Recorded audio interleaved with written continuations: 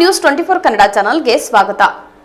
ಕಲಬುರಗಿ ಜಿಲ್ಲೆಯ ಸಚಿವರ ಹಾಗೂ ಶಾಸಕರ ಅಮೃತ ಹಸ್ತದಿಂದ ಇನ್ಶೂರೆನ್ಸ್ ಬೆಳೆ ವಿಮೆ ಬಾಣಲಾಗಿದ್ದು, ಅತಿವೃಷ್ಟಿಯಿಂದ ಹಾನಿಯಾಗಿರುವ ಎಲ್ಲ ರೈತರಿಗೆ 490 ಕೋಟಿ ರೂಪಾಯಿ ಪರಿಹಾರ ನೀಡಲಾಗಿದೆ ಎಂದು ಕೃಷಿ ಇಲಾಖೆಯ ಜಂಟಿ ನಿರ್ದೇಶಕರಾದ ಸಮೇತ್ ಪಟೇಲ್ ಅವರು ಹೇಳಿದರು.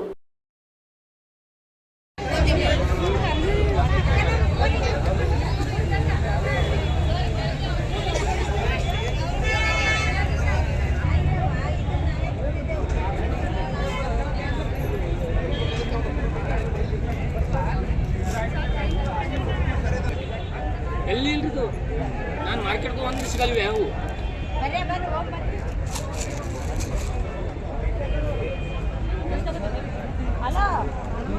ಸರ್ ಇದು ಸರ್ ಕಾರೇಳ ಕಾರೇಳ ಉಚ್ಚಾಳ ಗುರೇಳ ಅಂತಿರಲ್ಲ ಏನು ಸರ್ ಅದು ಏನೋ ವಿಶೇಷ ಅಂದ್ರೆ ಅಲ್ಲಿ ಒಂದು ಬೆಟ್ಟ ಬರ್ತಲ್ಲ ಇದೇ ಕಾಳಿಗೆಬಲ್ ಹೋಗಿದೆ ಅಲ್ಲಿ 1 ಎಕರೆ ಪ್ರದೇಶ ಅದ ಅಲ್ಲಿ ಯಾರೂ ಬಿತ್ತುದಿಲ್ಲದು ಅವ್ರದ್ದು ಜಾತ್ರೆ ಲಕ್ಷಾಂಗಟ್ಟಲೆ ಭಕ್ತರು ಹೋದ್ರು. ಅವತ್ತಿನ ದಿವಸ ಮಾತ್ರ ಅನ್ನ ಪ್ರಸಾದ ಸಿಗುತ್ತೆ ಆಗಿಲ್ಲ ಅನ್ನ ಅದು 1 ಎಕರೆದಲ್ಲಿ ಅದು ಪಾನಿ ಬೆಳೆಯೋದು ಏನು ಅದು ನೀರು ಹಾಕಲ್ರಿ, ಗೊಬ್ಬರ ಹಾಕಲ್ಲ, ಔಷಧಿ ಹಾಕಲ್ಲ, ತಾನೇ ನಾವು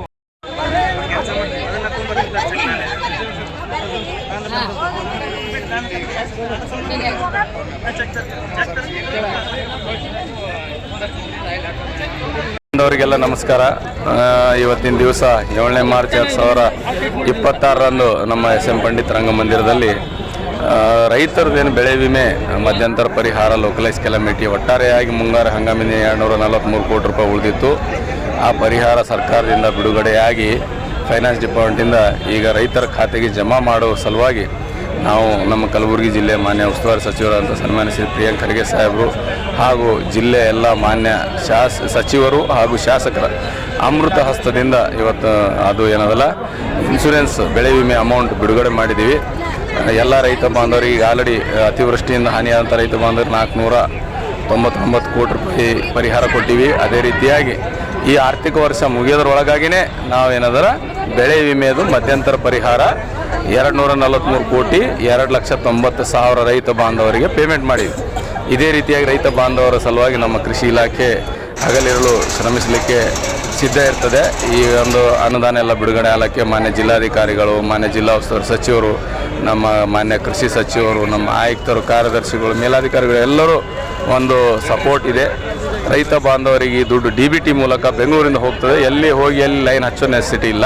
ಯಾರಿಗಾದರೂ ಈ ದುಡ್ಡು ಬರಬೇಕಾದ್ರೆ ಒಟ್ಟರೆ 8ರಿಂದ 10 ದಿವಸ ಹಿಡಿತು. 3 ಲಕ್ಷ ಜನ ರೈತರು.